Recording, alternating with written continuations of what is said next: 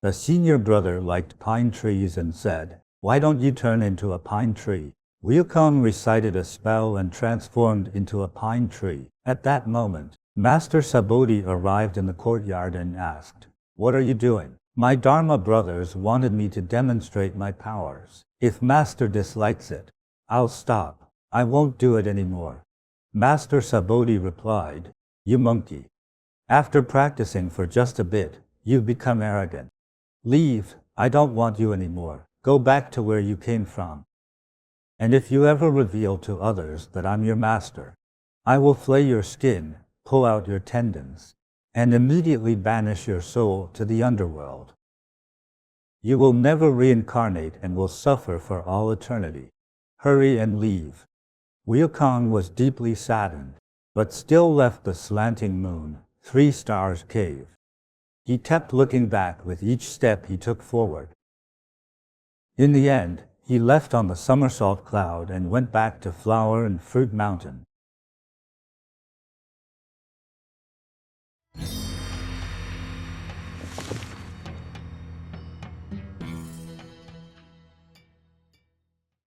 After being expelled by his master, he rode on his magical cloud back to his homeland.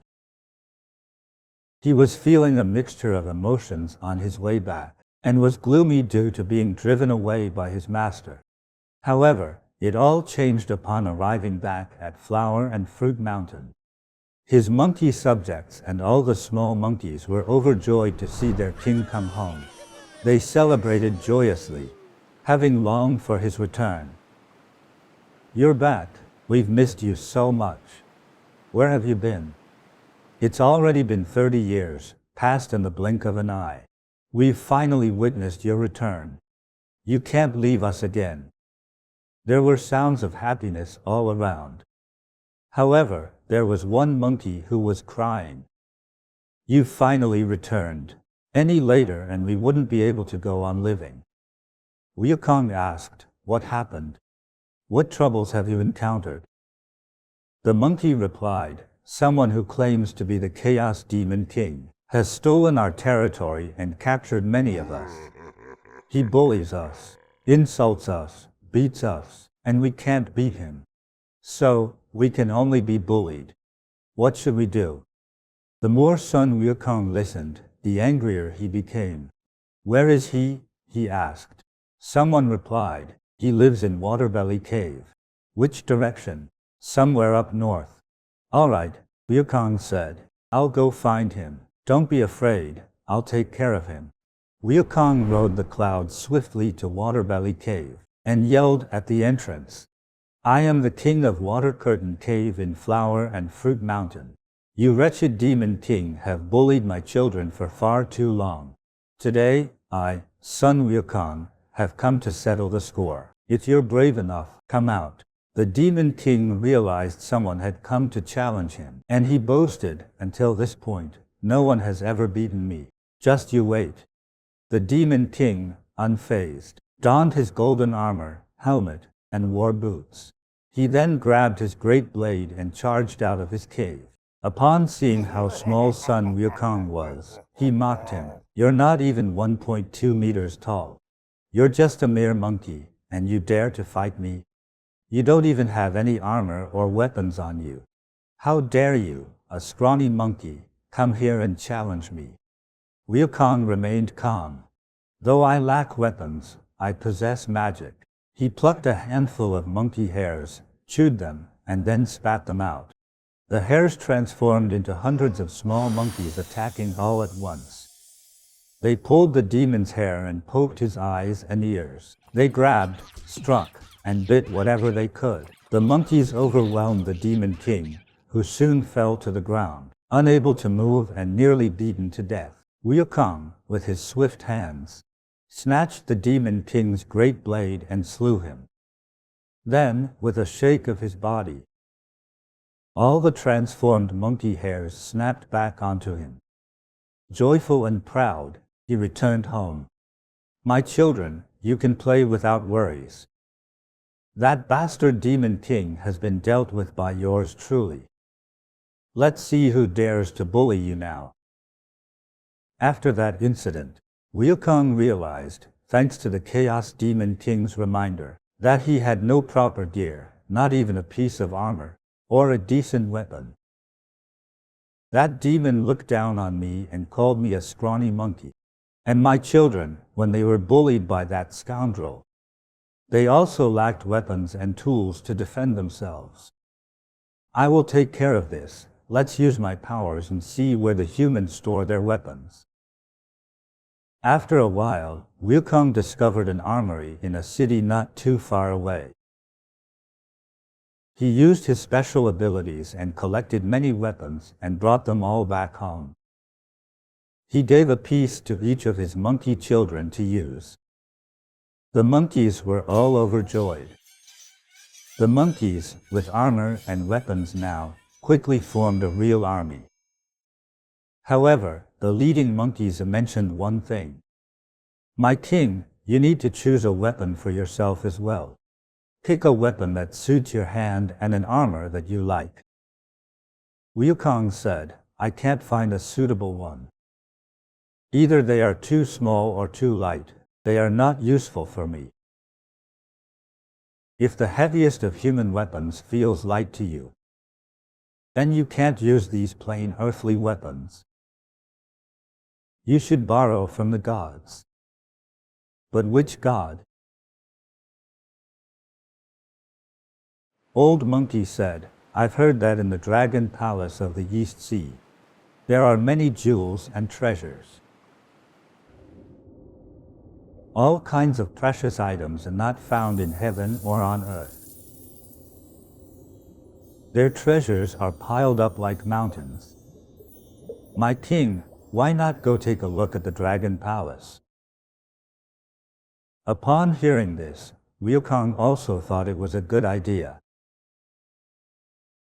He immediately leapt into action and jumped into the river, running under the iron bridge of the water curtain cave. Using a water-repelling spell, he went straight for the East Sea. Then he headed for the Dragon Palace. When he neared the palace, the shrimp soldiers and crab generals were all startled. How did a monkey from the land come here? They tried to stop him, but just a flick of Wukong's hand sent them rolling. Terrified, they quickly went to report to the Dragon King. My king, terrible news. A monster has barged his way into the palace. The Dragon King immediately went to see for himself. He did not recognize him. It looked to be a monkey. The king saw the monkey's aura and knew not to underestimate him. At the very least, the monkey was crazy. The Dragon King said, Great Immortal, what brings you here? Please sit and let's talk over tea. Wukong said, No need for tea. We are actually neighbors. I am Sun Wukong from the Water Curtain Cave of Flower and Fruit Mountain, the natural-born sage. I'm in need of some armor and a weapon. I've looked all over the human world, but nothing suits me. The Dragon King said, No problem. I'll have someone fetch some weapons for you to try. 2 shrimp soldiers came carrying a huge glaive, a massive long blade on a pole similar to Guan Yu's weapon. It weighed about 400 pounds. 2 people were needed. Wukong weighed it in his hand and said, No, this won't do. It's too light. Bring in some more. Then, 2 crab generals brought over a 9-pronged fork, weighing over 3,600 pounds. Wukong played with it a bit and said, Not this. I could break it with a couple of shakes. Keep looking, the Dragon King said. Then, 4 soldiers carried over a huge halberd, often used for fighting on horseback. It's a common weapon and also the heaviest. This one weighed over 7,200 pounds. Wukong played with it, trying out a few tricks, but still said, No, this won't do. If I swing it some more, it'll fly off. It's too light. The Dragon King was shocked, wondering what was going on. How can this little monkey, not even 1.2 meters tall, swing such huge weapons? I can't even use them, and he finds them too light. It's unbelievable. Apparently, looks are deceiving, especially a monkey's. The king pondered what to do. A soldier reported, "My king, we don't have any heavier weapons." The dragon king replied, "Yes, that's right, great immortal. We don't have any suitable weapons. Even the heaviest ones we have are too light for you." Wukong said, "You're just making excuses. I don't believe you at all. If you don't give it to me, see how I'll deal with you today." The dragon king startled and wondered what trouble this madman was going to cause. The dragon queen, the dragon king's wife, and the dragon princess came over at this time and spoke to the dragon king. "This monkey is no ordinary creature. Don't provoke him. Who knows what he will do? I remember, don't we have the sea-calming divine needle nearby? That huge iron thing, none of us can move it. Just the other day, it was glowing and emitting light. It's so mysterious. Could it be sensing something? Maybe it's related to this monkey king? Could it be that he has some kind of connection with it?" Hearing this, Wukong said, "Bring it here, let me have a look." The dragon king replied, "We can't move it, but if you want to see it, I can take you there. Is that okay?" Wukong agreed. "Let's go have a look." They came to a huge iron pillar. It stood there reaching upward, tens of meters high, as thick as a large wooden pillar, and written on it were the words, "As you wish it, gold-tipped staff, 13,500 pounds. It was inlaid with golden bands on each end. "Wow, this is big." Wukong nodded in approval.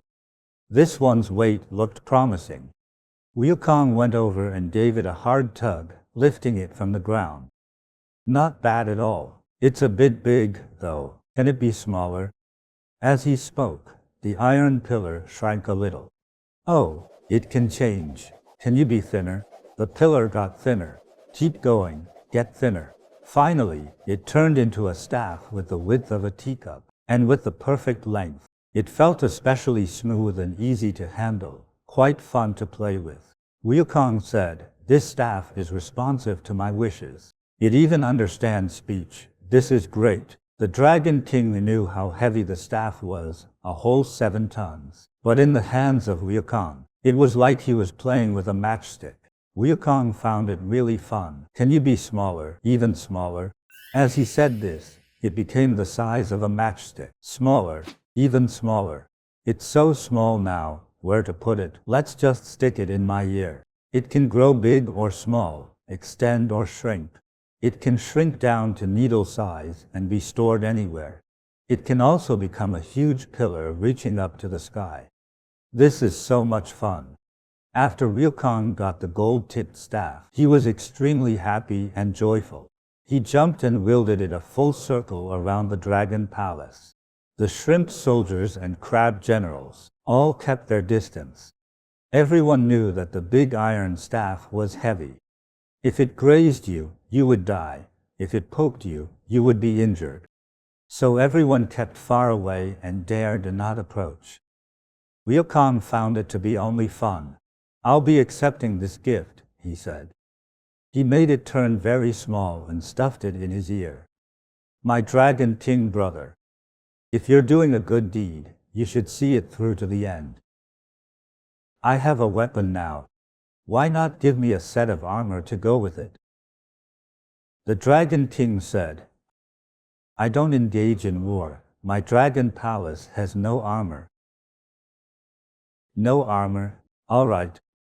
If you don't have any, then don't mind me swinging around my staff some more. If you get hurt, don't blame me." Hearing this, the king thought, "Isn't this extortion? Is this how you borrow things? This is outright bandit behavior." Although angry, he dared not object. "All right, I'll ask my dragon brothers and see if the kings of the other seas have any treasures that could be of use to you." After making the call, he explained the situation. And the dragon king said, "Big brother, we can't give in to him. Let's join forces against him." The East Sea Dragon King said, "No fighting. Think of it like an exchange for our own peace. Giving him what he wants saves us trouble. Honestly, even if we joined hands, it's not certain how it would turn out. I think this monkey is not easy to take on. It's better to listen to me. Look in your treasury. He'll leave when he has what he wants. The brothers all agreed. The dragon kings were all highly enlightened deities. They wouldn't really get angry over a mere monkey causing trouble. Everyone went their separate ways to search. In no time, the North Sea Dragon King brought a pair of cloud-stepping boots worn by immortals. They never wear out and make you as fast as the wind. The South Sea Dragon King presented a purple gold crown, and the West Sea Dragon King brought a suit of golden armor. Wukong was overjoyed. He quickly donned the crown, armor, and boots. He felt very dashing in his new outfit. Where's the mirror? I want to see. No mirror, but Monkey King, you look absolutely stunning. So handsome. Having heard this praise, Wukong returned to Flower and Fruit Mountain. After Wukong left, the 4 Dragon Kings felt extremely aggrieved. Everyone else respects us. No one would dare treat us this way. How did we end up dealing with such a lunatic who disregards all norms and manners, and just takes whatever he wants? He's a crook. But what's the use of being angry now? We will take official legal actions and report him to the Jade Emperor. They sent a group letter to the Jade Emperor, detailing every one of Wukong's deeds. They didn't leave out a single detail. On the other end, Wukong returned to Flower and Fruit Mountain. Having acquired so many treasures, he invited all his friends to celebrate. All sorts of characters came: the Lion King, Ghost King, Rock King, Eagle King, and more. They came together for a merry time of drinking, dancing, and training their troops. He lived a life of pleasure for many days. There was nothing but happiness. Everyone envied him. He possessed unmatched skills and powers, and unparalleled martial arts and magical abilities, along with the unique armor and the incredible gold-tipped staff. The Lion King said, "Big brother, didn't you say your staff can grow very large? Show us how big it can get." Wukong agreed. He pulled the staff out of his ear and said, "Growth, growth, growth." It grew as tall as a mountain, and kept growing it until it reached the bottom of the heavens. Then he shrunk it until it was barely visible. Everyone was amazed. With a few casual swings, he split a thick tree in half. Everyone respected and feared it, thinking a blow to the head would leave one headless. This made them respect Sun Wukong even more, not daring to provoke him, only joining him in drinking and entertainment. One day, Wukong and his rowdy friends drank too much. He passed out in the cave. In his dream, 2 people came, holding an official document bearing his name, Sun Wukong. Then, they put a huge iron chain over his head and dragged him away. They walked until they reached an ancient city, with a large iron sign on its city wall. It hung above the gate and read, "Underworld." Seeing these words, Wukong shivered, his head clearing slightly. The Underworld is supposed to be where King Yama resides. Why have they brought me here? He wondered this aloud. The 2 people dragging him said, "Today, your life in the mortal world is supposed to end. We are messengers of the Underworld, here to take you with us on orders." Wukong furiously retorted, "I, Sun Wukong, have transcended the 3 realms and am not within the 5 elements. I'm beyond the jurisdiction of the kings of hell. How dare you confused fools come to capture me?" Growing angrier, he immediately took out his staff and beat the 2 messengers to a pulp. His rage intensifying, he charged into the city, striking fear into the ghostly soldiers and messengers, who all ran for cover. The fastest among them rushed to the Underworld palace. "Your Majesty, terrible news. Someone is attacking us." No one had ever dared to cause trouble in the Underworld before. This was a first. Even the 10 kings of hell found it unusual. Since we opened, no one has dared to cause a disturbance in our halls. Is this person seeking death? Everyone found it to be quite peculiar. Bring him to us, let's see who it is. Wukong had already fought his way in. Does that mean none of you recognize me? You don't even recognize me, yet you sent for my capture. The moment the 10 kings of hell laid eyes on him, they saw his entire existence. They knew this was a troublesome monkey, possessing great magical powers. King Yama spoke. Of course not. I think they made a mistake and captured the wrong one. Wukong said, I am from the Water Curtain Cave in Flower and Fruit Mountain. The natural-born sage, Sun Wukong. What positions do you lot hold? Answer quickly or I'll hit you.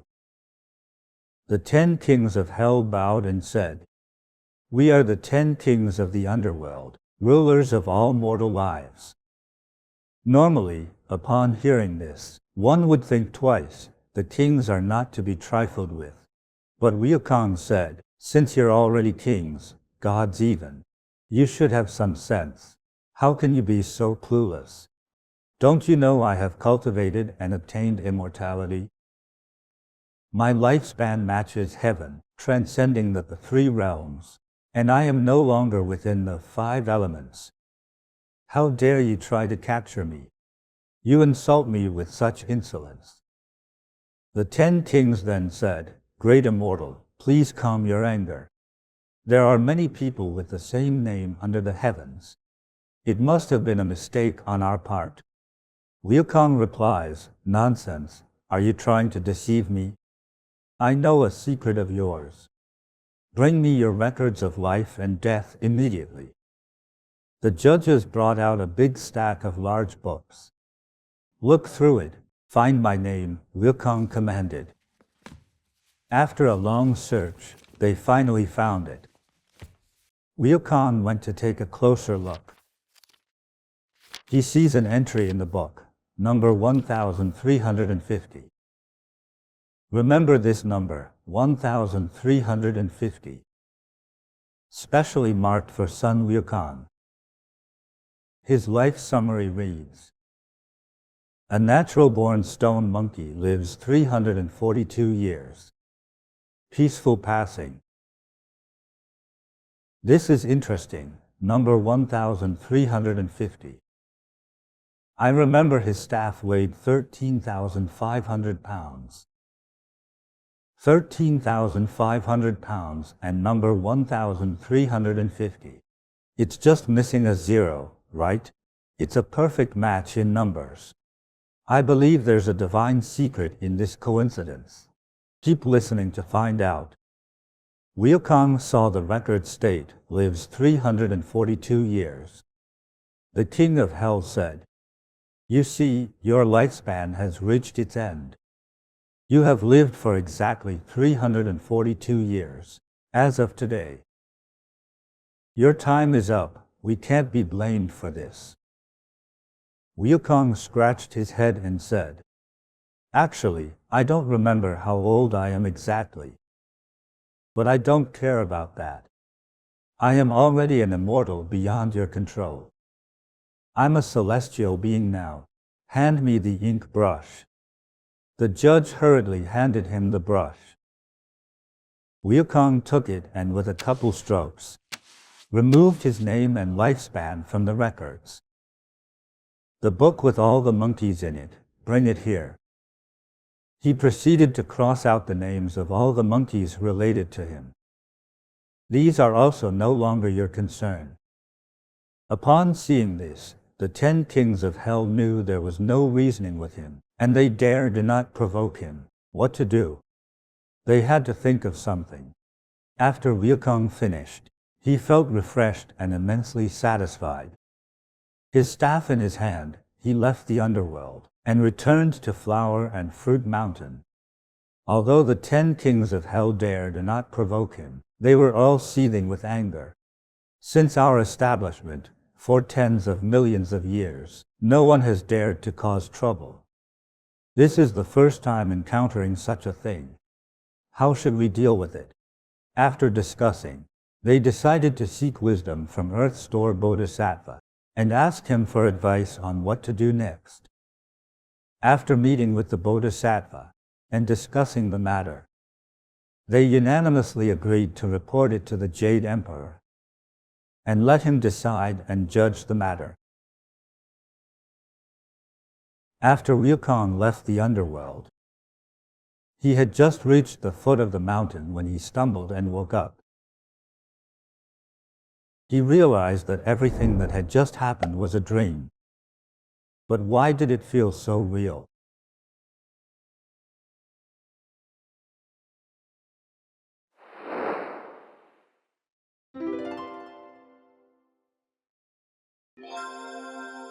Sun Wukong went to the underworld in his dream. Are the events that happened in the dream real or fake?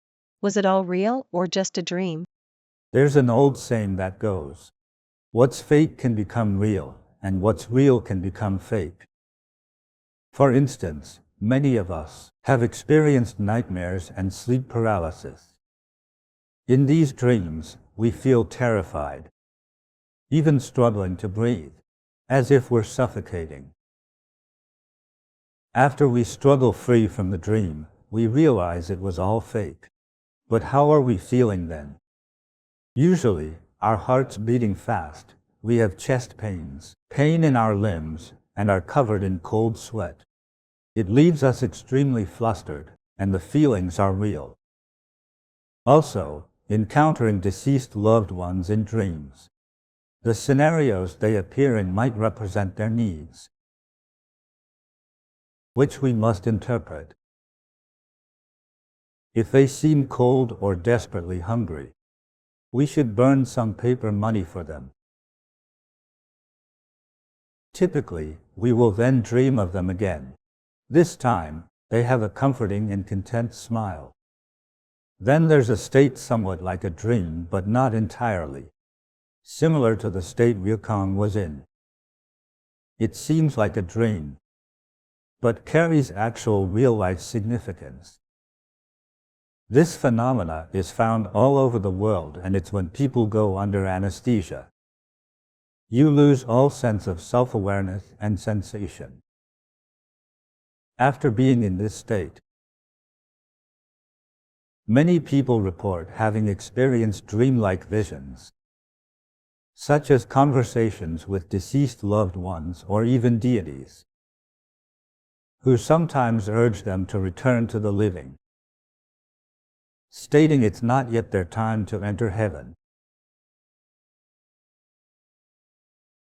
Some are even told they have another 20 years of life left and should live it well with gratitude.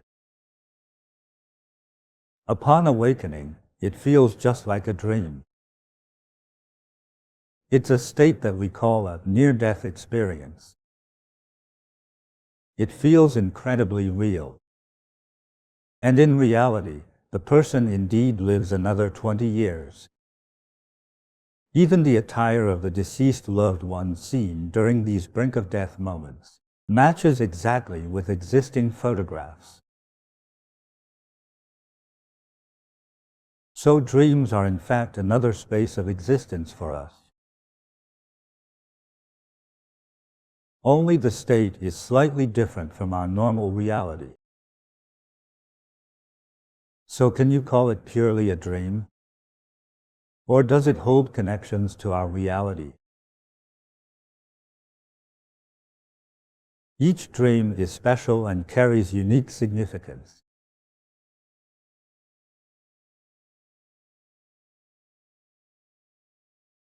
The dream of Sun Wukong was real.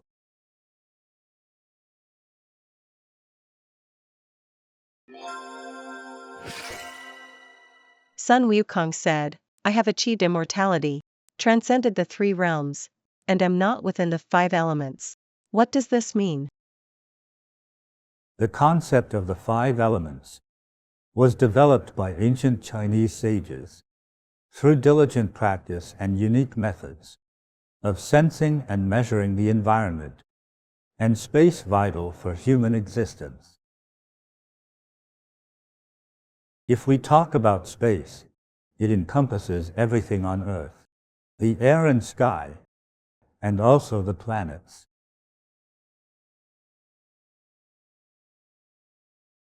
They discovered that our human environments, from the space in general, to the three-dimensional space in the air and ultimately to celestial bodies, are all interconnected and correspond with one another.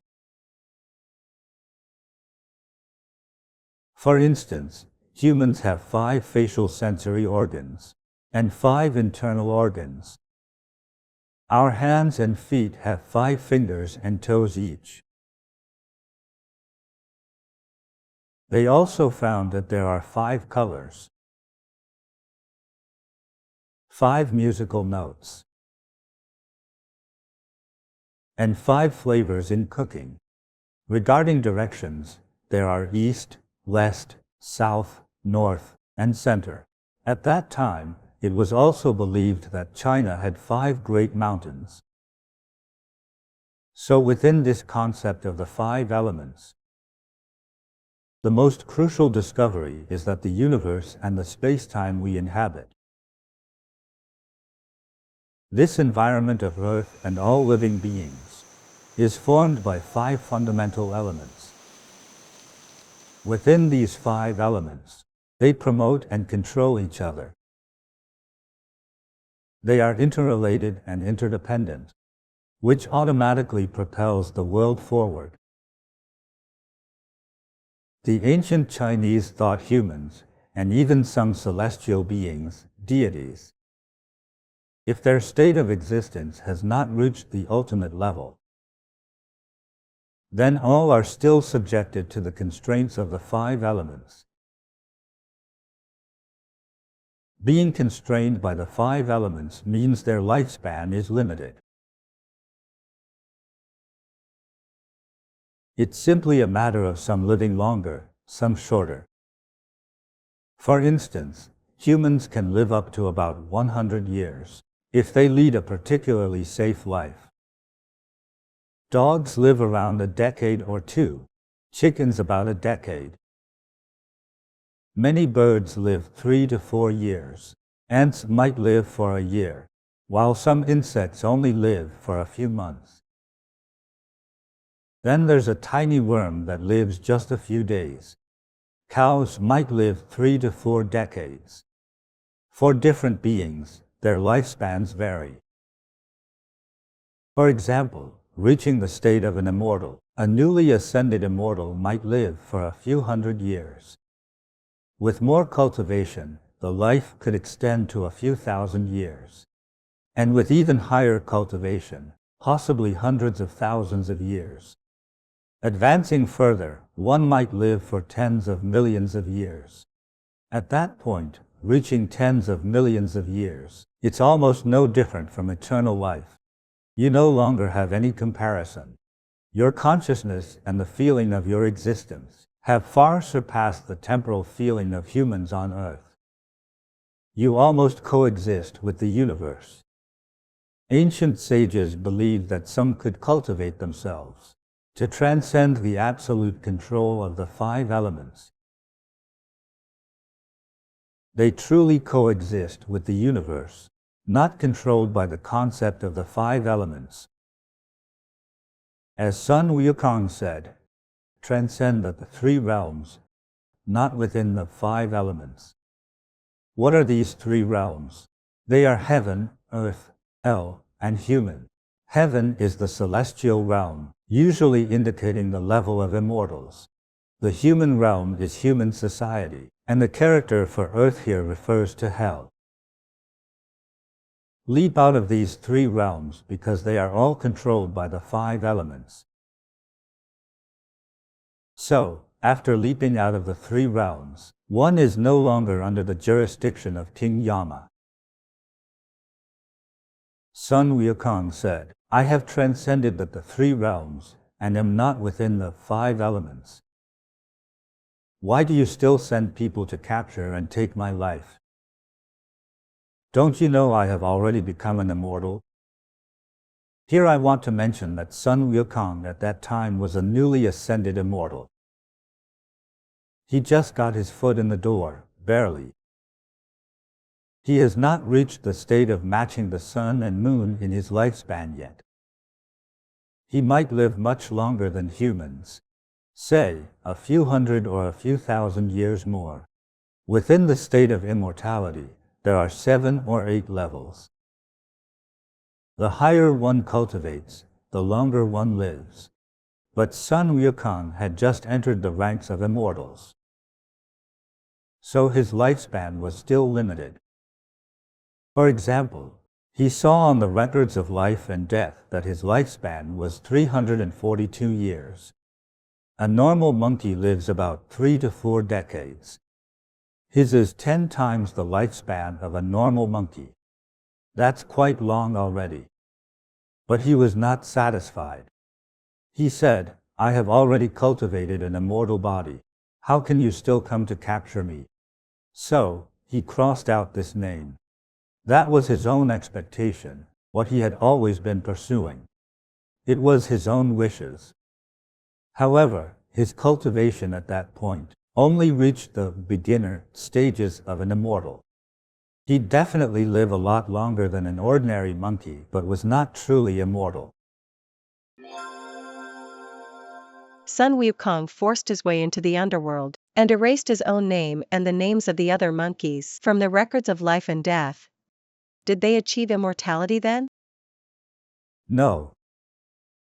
It was merely his own delusion. He did not hold the power to determine the lifespan of other beings. However, this might provide some monkeys with an extended lifespan, but it cannot achieve true immortality. Therefore, even though he tampered with the records, it was of no use.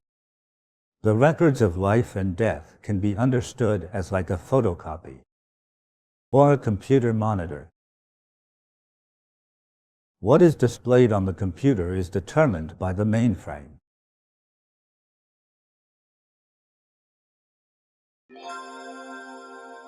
Why are the 4 dragon kings and the 10 kings of hell afraid of Sun Wukong?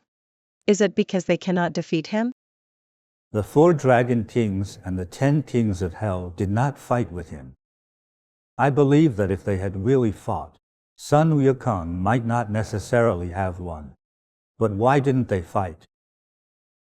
In their view, Sun Wukong was a young and impetuous child. In terms of ability, intelligence, and virtues, he was too immature to be worth engaging in combat, or worth the effort to fight. Therefore, they wrote a letter to the Jade Emperor, letting him decide how to deal with the situation. Who put the sea-calming divine needle there in the first place? It's so heavy, some deities can't even lift it. This was a long, long time ago. In the universe, there was a great demon king. For certain reasons, he wanted to destroy all of humanity and every living creature on Earth. He employed several methods. The first was to bring together 9 suns, to scorch the earth like massive spotlight. Soon, the ice and snow on Earth melted. Forest fires spread. And every wooden house, every tree caught fire. The glaciers at the poles and the winter snows melted instantly, turning into water. This triggered worldwide fires and floods. The earth was instantly transformed into another version of hell. Many died, and those who lived continued to suffer. Their screams of agony never ending. It was truly hell on earth. During that era, a great Buddha, from the other end of the universe saw the suffering of the people on earth. He prepared to help humanity and earth, and sent a great celestial being named Fu Shi. Fu Shi brought several generals with him. After seeing the situation, Fu Shi said, "The most important issue at hand is these 9 suns.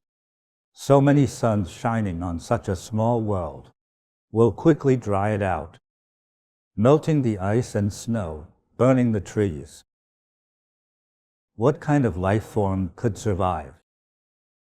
The first thing to do was to get rid of 8 of the suns. He dispatched his first general, Ho-Yi. "Ho-Yi," Fu Shi said, "eliminate 8 suns for me." Ho-Yi drew his divine bow, capable of shooting 8 arrows with each draw. He fired 10 rounds in succession, extinguishing the other 8 suns. Then, he took the suns and threw them to the other end of the universe. At this time, the raging fires on the ground began to calm down. The flames slowly faded. The sea also began to calm a little.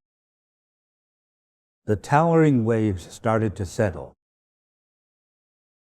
But the damage done to humanity and earth was still significant.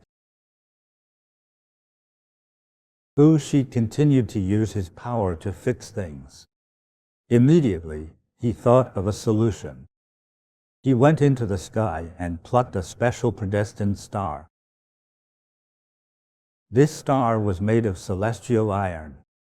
The celestial iron was smelted and forged into a large iron rod.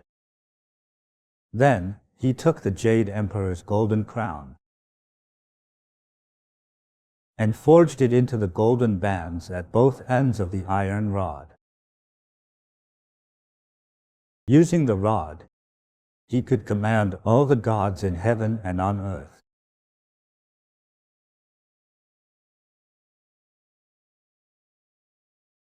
The initial idea was simply to subdue and suppress the giant waves of the East Sea, to prevent its tumultuous waves from flooding earth and destroying humanity. After its creation, an auspicious day was chosen to plant the rod in the sea. It was inserted into a crucial point of the East Sea. The land became calm, and the sea was subdued. The once raging and surging waves finally quieted down. That object was the gold-tipped staff. After the sea-calming divine needle was pulled out by Wukong, tides and waves formed again. In the past, when the divine needle was in place, the sea did not experience the ebb and flow of tides. Because of this divine needle, the sea was always calm. There were no typhoons, no earthquakes. After it was removed, the seawater would inexplicably fall and surge daily. And there were frequent typhoons. The world lost that peace.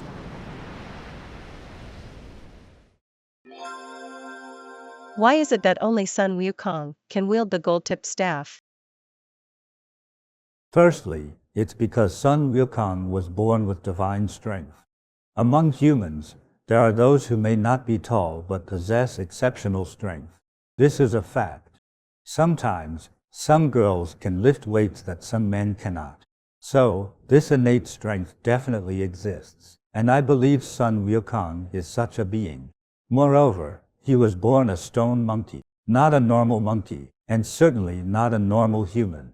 But let me also remind everyone of a number, a special code.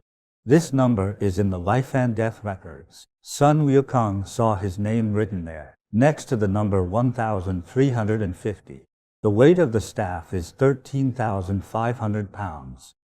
The number is the same, just with an extra 0 at the end. Could this be a coincidence? In terms of the records of life and death, that number is Sun Wukong's identification number. It's his life code. The weight of the staff corresponds exactly to him. Meaning, when Fu Shi made the divine needle, it was already destined that the person with this code would be able to use it. This person is its true master. This feels similar to a story in Europe. There was a wise king named King Arthur. Someone placed a mysterious sword in a stone. No man could pull it out. But King Arthur did so effortlessly. Even after he put it back, no one could remove it. Yet he could easily do so again. So, it's not just about the weight. It's like the lock on your door, or the password on your phone, only you can unlock it by scanning your face or fingerprint. It's the same principle.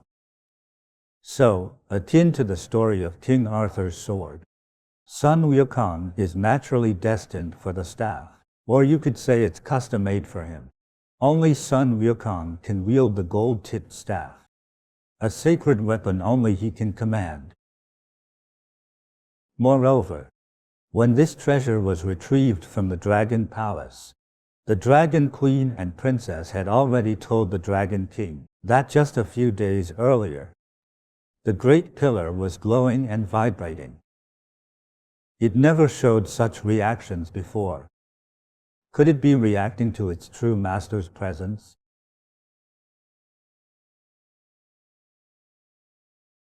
Possibly. Many mystical objects react when they meet their owner. It's like they're meeting their best friend. There will be a response. The object is also excited. Sun Wukong obtained his gold-tipped staff. What will he do next? To find out what happens, stay tuned for the next episode.